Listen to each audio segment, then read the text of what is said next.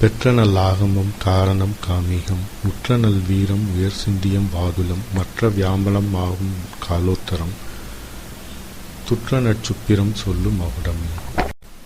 சிவபெருமானால உரைக்கப்பட்ட 28 ஆகமங்கள்ல 9 ஆகமங்கள் நந்தியம்பெருமானால முக்கியமானதா சொல்லப்படுது. அதெல்லாம் என்னென்ன அப்படின்னா காரணம், காமிகம், வீரம், சிந்தியம், வாதுலம், யாமலம், காலோத்திரம், சுப்பிரம், மகுடம்.